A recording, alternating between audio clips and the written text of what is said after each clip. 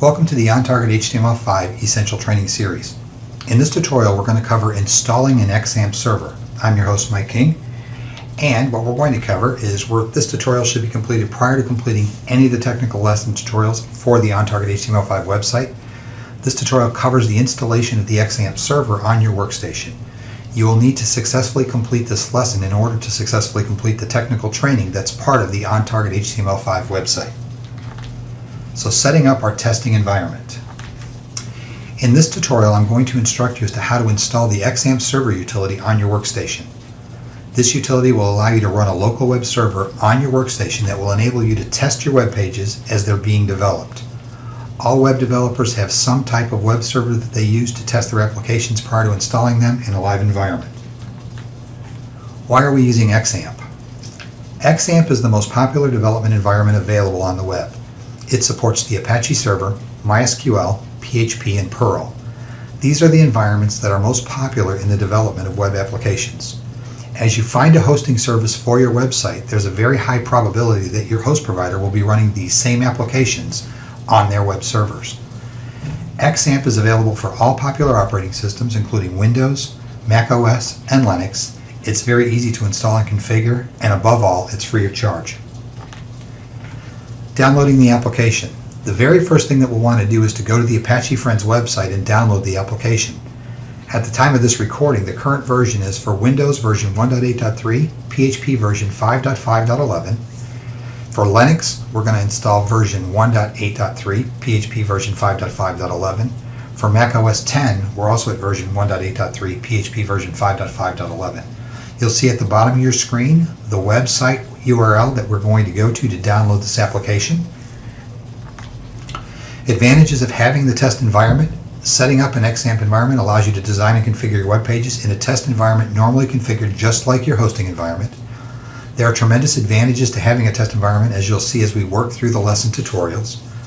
We'll be using this environment throughout the tutorials that are taught on OnTarget HTML5, and you're basically getting ready to set up your own web server that you'll use as you learn to develop your HTML websites and web pages. XAMPP is a free utility that allows you to host your own website. It makes the job of developing and testing your web pages and web applications much easier, and it's handled locally. So let's go to the website and download the application. For this demonstration, we'll be loading the Windows version since the tutorials will be developed on a Windows workstation. Loading the Macintosh version as well as the Linux version is very similar, and you should have no problems following along on your Mac. So let's go to that Apache Friends website. Let's download and install our application. Alright, so now we're going to go ahead and go to that Apache Friends website at apachefriends.org, and you'll see the URL right below the center of the slide, and go ahead and download the XAMPP application. So let me go ahead and bring up our browser. You'll notice I'm at the www.apachefriends.org index.html website, and this is where we can actually download the application XAMPP for our development environment. You'll notice if I scroll down a little bit, you'll see three different applications. We have XAMPP for Windows, XAMPP for Linux, and XAMPP for OS X for the Macintosh. And I'll give you a little bit of information on XAMPP, what it is, how it works. What we're mainly interested in right now is go ahead and clicking on the Windows button if you're downloading for Windows, the Linux button if you're downloading for Linux, or the Macintosh button if you're downloading for the Mac. There's a lot of extra additional information on this website if you want to come back and read it. Some good stuff as to how you can configure and set up uniquely your server. But for right now, we're just going to download the app. So I'm going to go ahead and click on that XAMPP for Windows. It's going to bring me up the download screen, telling me that my download is going to start in a few moments. And there it goes. Let's see, you can see we're downloading the application. So once it gets down, we'll go ahead and begin our installation of the XAMPP application.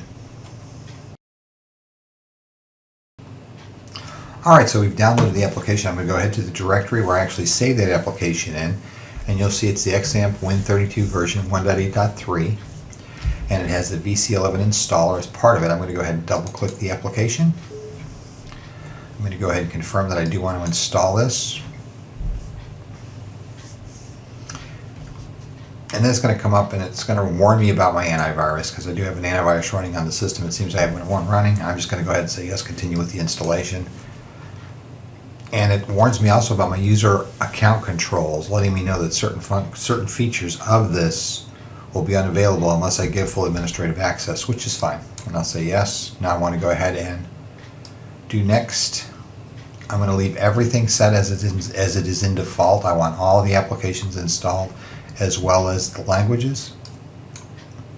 I'm going to let it go into the default C directory for XAMPP. And it lets me know that XAMPP has been modified so that it can actually support WordPress, Joomla, and Drupal, which are actually very, very good framework applications for developing websites. We'll learn more about those as you progress through the Untitled HTML5 website. But for right now, I'm going to uncheck that box and I'm going to click Next. And now I'm going to go ahead and let it install. It's going to take a few minutes depending upon your PC and the speed of your PC as to how long this is going to take to install. But right now we're actually installing the application onto our C drive.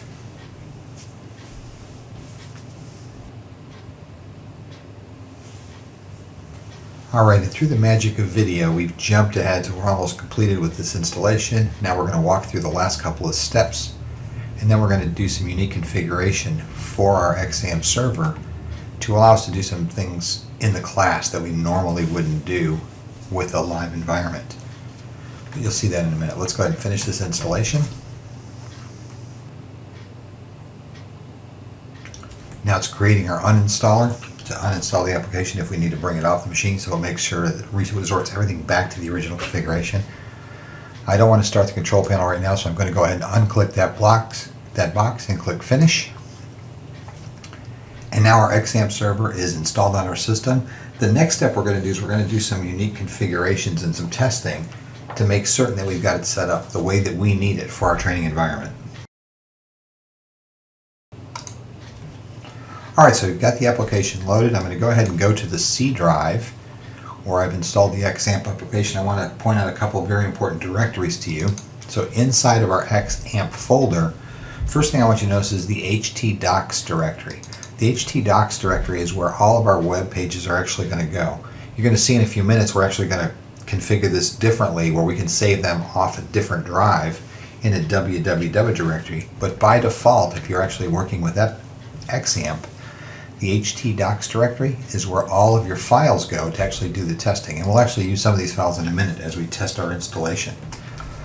The MySQL directory is where all our MySQL database information is and the version of MySQL that we're currently running with the Apache web server. So this all pertains to the database functionality of the Apache web server and where MySQL resides. We also have a Perl directory.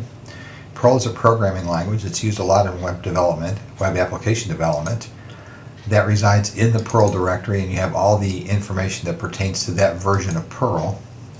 We also have a PHP directory, which you'll use quite frequently as we get into our PHP lessons on Untitled HTML5. This is where all the PHP files are for that personal hypertext processor that we talked about earlier on. And then the PHP admin directory is where the actual administrative functions for PHP resides. They actually have a utility where you can go in and actually make changes to PHP and view what's going on in PHP, how many databases you have, how they're connected, what the tables are, and all that stuff. And anyway, that's done in the PHP MyAdmin utility, which resides in that PHP MyAdmin folder. So again, just wanted you to have an idea of the structure of the XAMPP file structure layout. Next, we're going to go ahead and look at the XAMPP server and run through some testing with it. So we've looked at some of the important directories inside our XAMPP directory, the htdocs directory, the MySQL directory, the Perl directory, the PHP directory, and the PHP MyAdmin directory. Now what I want to do is I want to go ahead and bring up the control panel of XAMPP. I want us to go through the starting of the XAMPP server, how we start the MySQL server, reviewing some of the administration features in XAMPP, and creating the XAMPP shortcut that we're going to have on our desktop so that we can actually use XAMPP in our development environment. Using your Start menu in Windows, you can actually go to the Program folder and create a shortcut icon for the control panel from the Start icon or your Start button. What I'm going to do is I'm going to go into the XAMPP directory. I'm going to scroll down. And you have two different start utilities. You have the XAMPP start.exe and the XAMPP-control.exe. Since we want to start XAMPP using our control panel, we're actually going to create a shortcut using the XAMPP control.exe, and I'm going to bring that onto my desktop. And that's going to be our XAMPP control panel, which is going to give us the opportunity to start, to stop, and some of the administrative features in XAMPP. So I've created that shortcut on my desktop. This will be the desktop. Let me go ahead and rename this real quick. I don't need all this stuff on here. I just need XAMPP. This will be the desktop that you see, by the way, most often as you're doing the tutorials on OnTarget HTML.5. This is my work desktop for my recordings. And now what I want to do is I'm going to go ahead and double click that control panel icon and load this control panel for the XAMPP utility. Now I wanted to go over a couple things real quick here. We've got XAMPP now running on our local workstation. This utility gives me the opportunity to start and stop my Apache MySQL functions as well as FileZilla, Mercury, and Tomcat. Not going to go into those three very often. They're not really used often when we're doing development unless you're working on mail systems or FTP uploads and stuff like that, so we're not going to use those very often. But I do want to show you how we start the XAMPP server. We actually just hit the start button. If everything goes correctly, it'll give us the ports and the IDs that are being used by Apache, and you'll notice that Apache goes green. We're also going to start the MySQL server. It'll do the same thing. It'll give us the personal IDs and the ports that the MySQL server is using. Then it too will go green.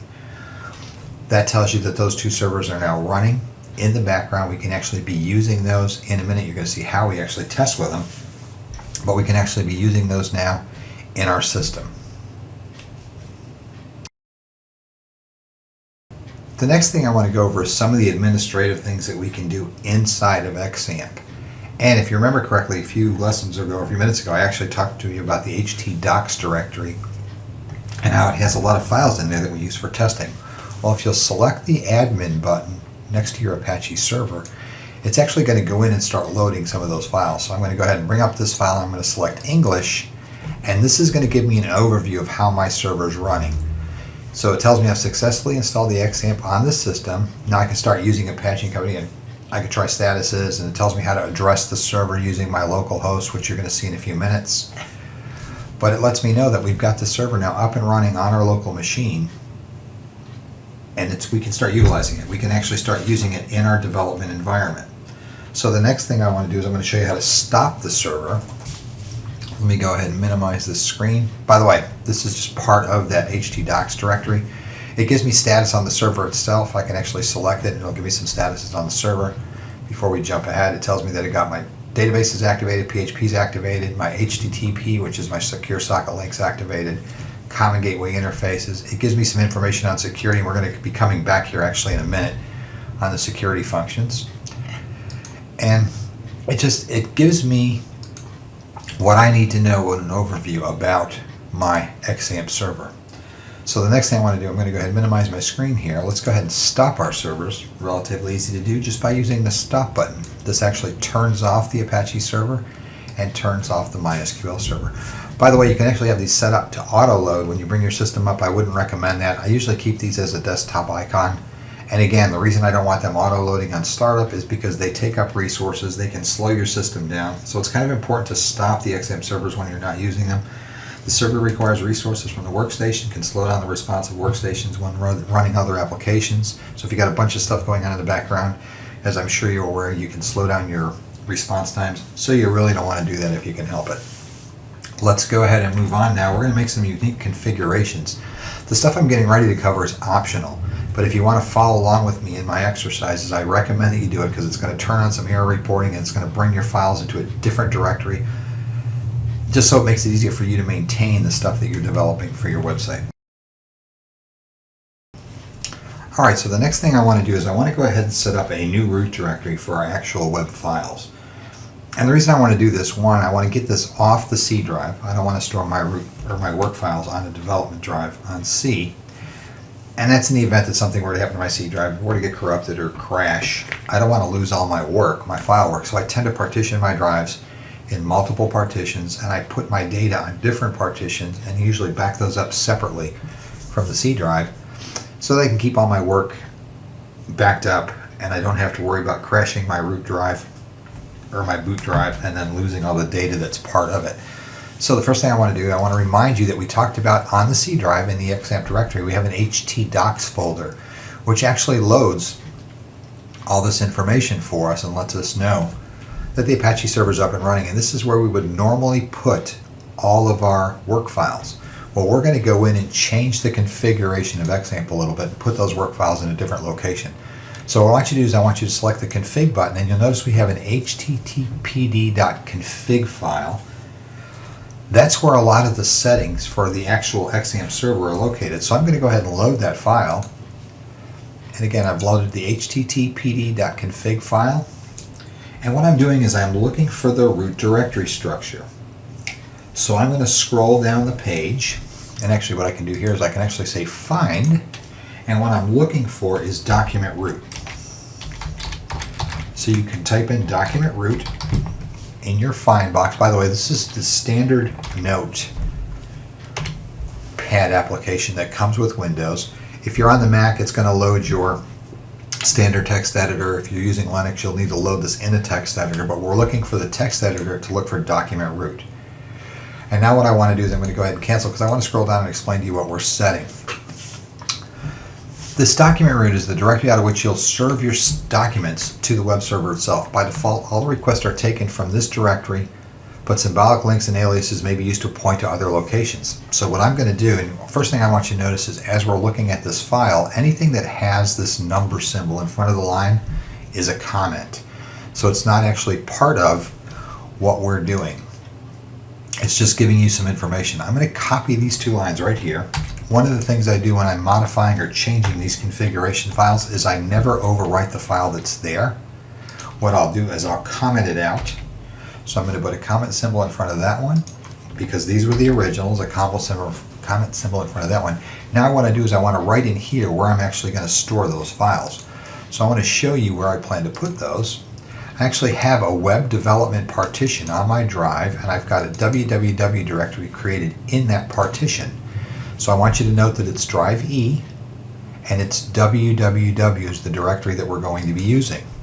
So I'm going to come down here and say document root is going to be drive E, and my directory itself is going to be www. So I'm just going to say www, and I want the same thing here, drive E, and the directory is going to be www. When I save this file, by default now my Apache server should point to that directory to load its files, and that's where it's going to get its files from.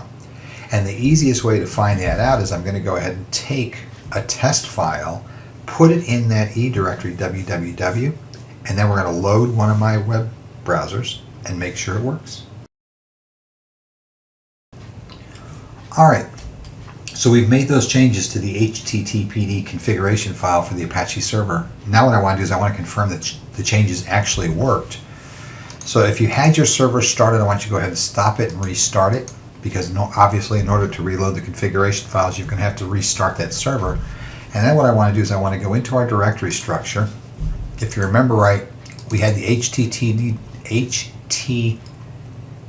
folder in the XAMPP folder on our C drive. I want to go into that folder, and there's a file called index.html right here. I want you to go ahead and copy that file, and what we're going to do is we're going to move that file over to that new directory that we built. I want to paste it into that www directory on my E drive, and I want to rename it. And the only reason I'm renaming it so it doesn't auto load, you'll see as we go through our tutorials why I don't name things index.html or home.html, stuff like that, because those files on a web server, they'll automatically load when you go in the directory, and a lot of times I want to select the file that I want to load. So I'm just going to put a -1.html in that file. Now what I want to do is I want to load my browser up, and I want to type localhost at the top of the bar. So I've got my browser loaded up. I say localhost, which is addressing the Apache server, because that's what it's called now. It's called our localhost. You'll also notice that I put a shortcut on my bookmarks bar for Chrome to that localhost. And there's the file that we just created, the index_1.html file inside that www directory, because that's where this Apache server now is looking. And you'll notice it tells you what version of Apache we're running. We're running at Win32, OpenSSL, and the PHP version on port 80.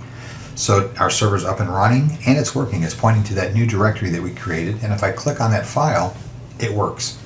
It tells me that the Apache server has taken that HTML file, it's broken it down and displayed it in the browser window as if I was going to a website. So I know that the server's up and working as it should be. Alright, so we just set up a brand new document root for our Apache server by going to our httpd config file and setting up a new directory structure for our document root.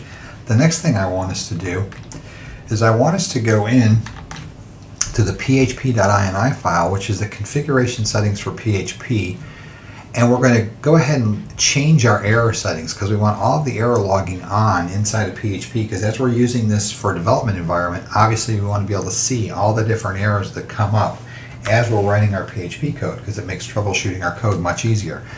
So again, this is optional, but it's one of the things I do when I'm setting up my Apache development servers, is I'm going to go in now and I'm going to change some of the error settings in the php.ini file. Alright, so the next thing I want to do is I want to go in and do some unique configurations for my error reporting in my php.ini file. The php.ini file is the initialization file for PHP, and it's what sets up the environment as PHP loads for the application itself. So what I'm going to do is go back to that config button. I'm going to select the button. I want to select php.ini. That's going to bring up my php.ini file. And the first thing we're looking for is error underscore reporting.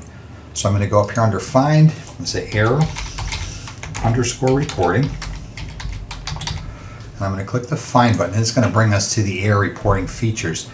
Very similar to the other file, this file uses semicolons to rem out or to note out its statement. So if you'll see a semicolon before a statement, that means it's currently not being used.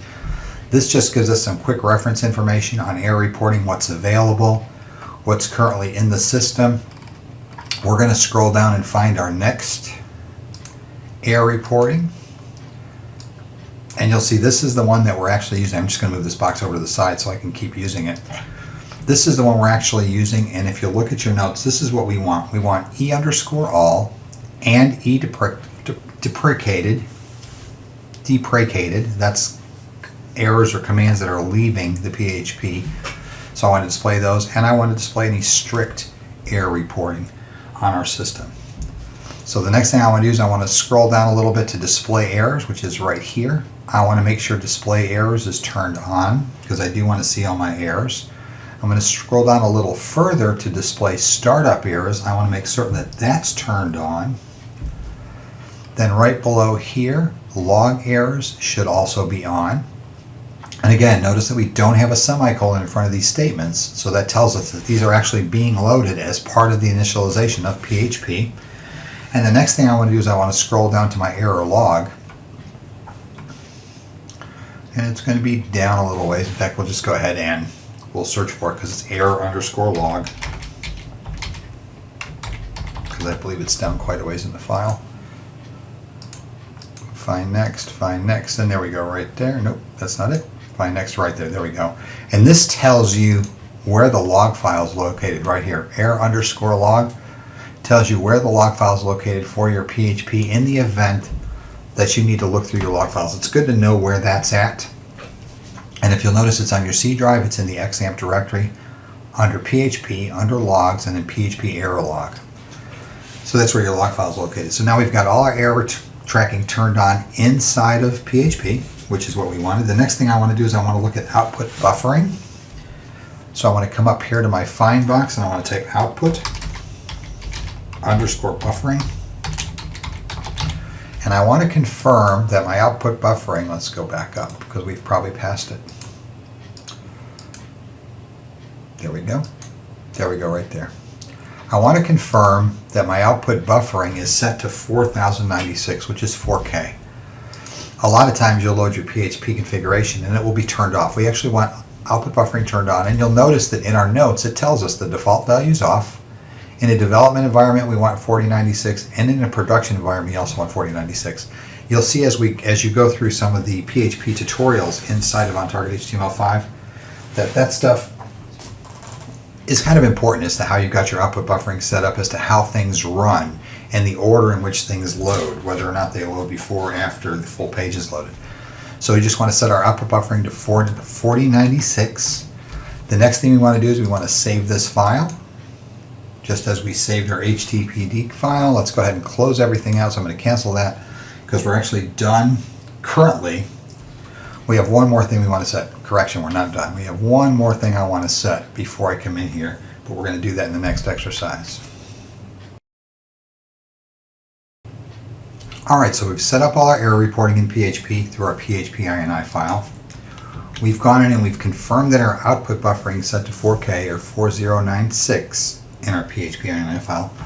One more thing I want to do inside that file is I want to go ahead and set the date time zone. Now you don't have to do this. In fact, all the optional things that we've done so far you don't have to do. It's just going to make your stuff a little easier as we're going through the training exercises on OnTarget HTML5. But I'm going to go ahead and set the date time zone in that PHP INI file to match the current time zone that I reside in. So what I want to do is I want to go back to our web server. Let me go ahead and drop out of my presentation. I want to go back to our web server. I want to bring back that PHP INI file.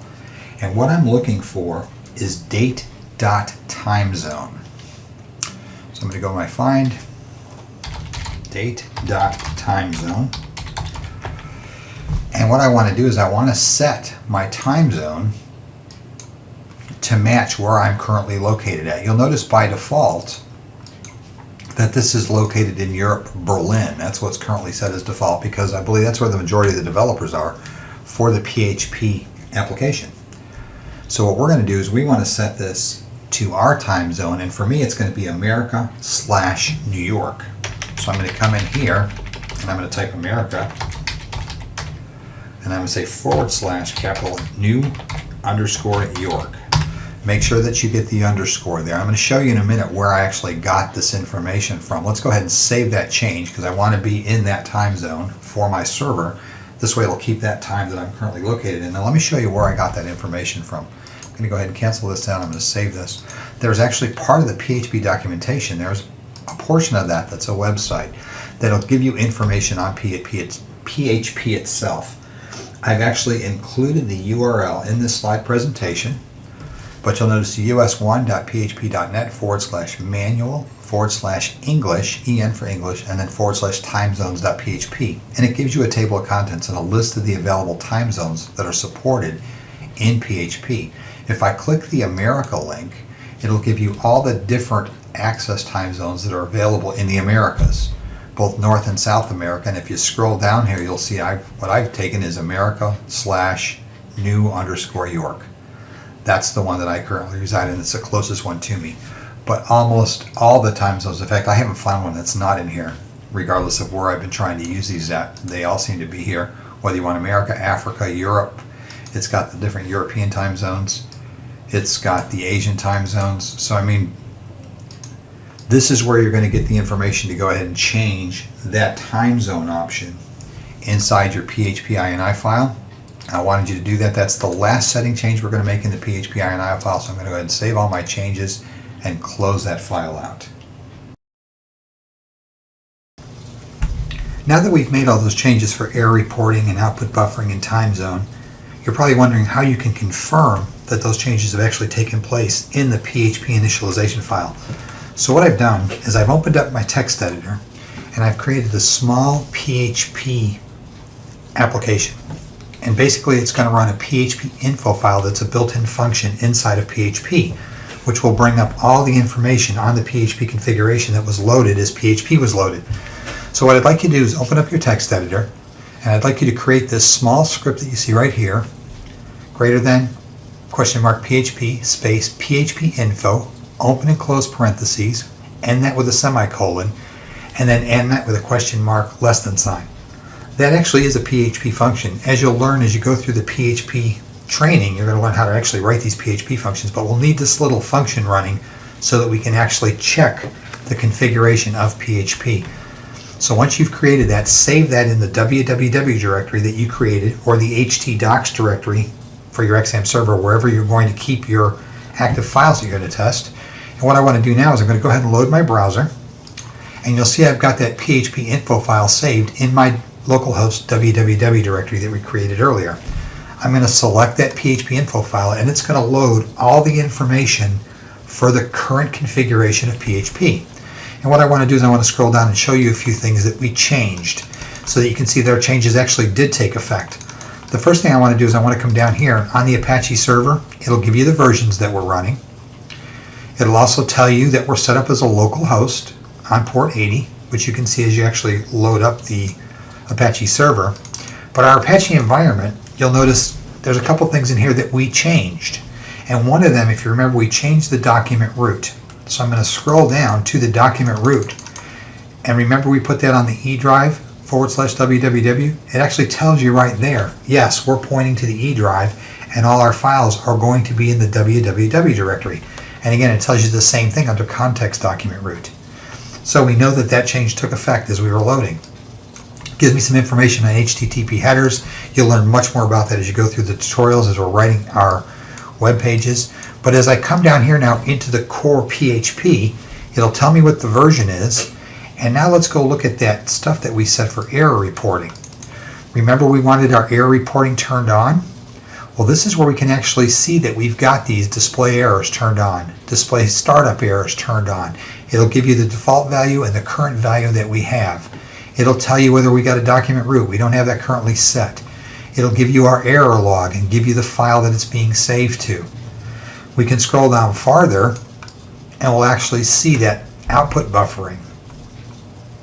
Right there. That's the value that we set for output buffering. We can scroll down and see the time zones that we set. As we come down a little farther, let's see, where's the time zone at? Here we go. Here's our data or the date for the time zone. Remember we changed it to America /New York? You can see that that's actually been loaded now. We're actually reading the America /New York time zone. So as our server time and date stamps things, not only for our database, but also for the server itself, it's going to have that Eastern time zone.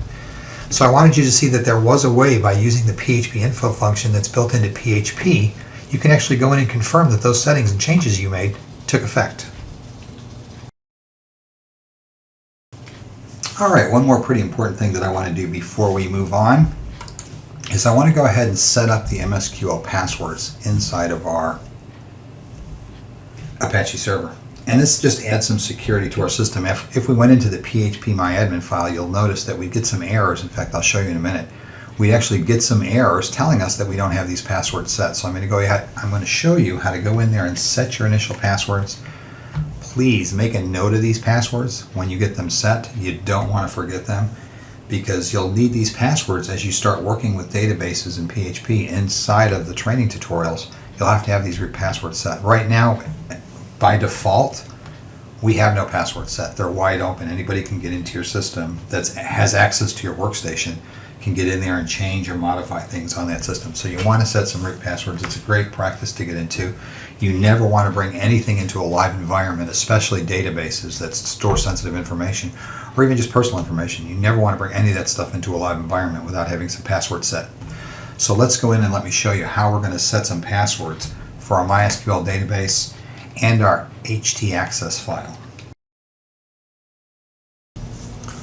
Alright, because we have changed our directory structure a little bit with our www directory, we're going to have to go into the security aspect of setting up our Apache server using the command line. So what I'm going to do is I'm going to bring up my browser, and I want you to be on your local host, as we've done before. I want you to put a / and then I want you to type security. And that will bring up the security app for the XAMPP server. Now you're going to notice something different with yours than you're seeing with mine. I've currently set up my passwords for my XAMPP server, my MySQL, my PHP admin. So your boxes here are going to be red and they're going to say unsecure.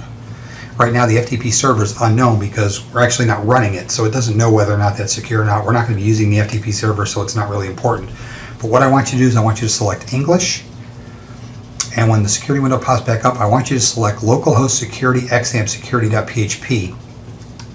That allows you to go in and set up that MySQL section root password and your .htaccess password. So the current password for your system is blank. So you can actually leave that blank what I want you to do is type in your new password. Since I have a current password, I'm going to have to type it in. And then I want you to type in a new password.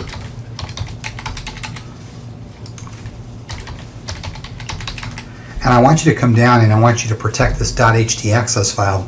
I understand that you don't know what this is used for currently. That's fine. We'll actually get back into that as you go through the tutorials.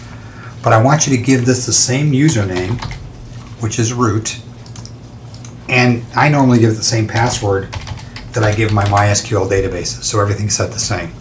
Once you've got those set, I want you to make safe the XAMPP directory, so click on that button at the bottom, and now it's going to secure those files. When you come back under security, your buttons now should look like mine. They should be green and say secure. You've actually set up now the security for the XAMPP server. You've set up the MySQL admin password and the PHP myadmin password.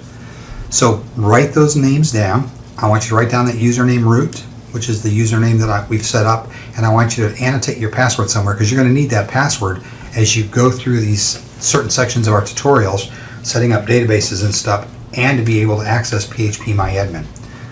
So once you've got that set, again, your screen should now look secure just like mine. It should have green secure boxes alongside those three top figures. Again, don't worry about the FTP server. We're currently not using that server and probably won't use it throughout our tutorial series. Alright, so we've got our password and security set. Now if I go back into the security, you'll notice it tells us that we're now secure. My admin user root has no longer no password, so it's set up secure. The XAMPP pages are secure, and the PHP myadmin password login is now secure and enabled. The only thing we're not certain yet is the FTP server because we're not using a file transfer protocol, and that's why you're seeing that setup is unknown. But now you see that we've actually got those passwords set and it is secure. And to confirm that, we can actually go into PHP myadmin. So go back to localhost, type in PHP myadmin. This is the admin functionality for PHP. When you hit the enter key, it should ask you for a username and password. If you type in that username and password that you just put in for MySQL, if everything was entered correctly, it'll take you into the PHP myadmin, and these are the databases that we're going to be working with throughout our tutorials. So you've actually set up now, your Apache web server is set up, it's secure, we've tested it, we know we got a good access to our www directory. I know this took a little while, but I hope you enjoyed it. I mean, we've actually gone a lot further than you normally go through when you set up an Apache web server. Not only did we set up the server on our workstation, but we've configured that server to be unique for our workstation. We've secured it with our username and passwords. We've given it a unique directory structure for our working file, so they're in a www directory, so that we can understand exactly where we're putting everything.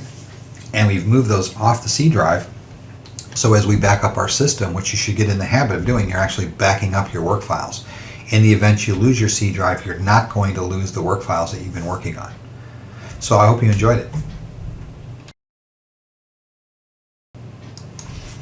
Alright, so we've configured all our passwords. We've got our password set for MySQL and for our htaccess file. We've tested the connections to PHP myadmin on our Apache servers. We know they're working. We know it's now secure because it requires a username and password for us to get into. And we've set up and configured uniquely the directories that we needed. We've tested our server, so we've loaded that document into that directory created, and we saw that it works. So we know our test file is working. That's going to conclude our setting up our testing environment for the Apache web server. You're going to use this server and PHP and MySQL throughout the training exercises on OnTarget HTML5. So I hope you enjoyed this tutorial. I appreciate any comments or feedback on it. If I need to add anything, let me know. If you thought that something wasn't clear, please let me know. And I look forward to seeing you on the website.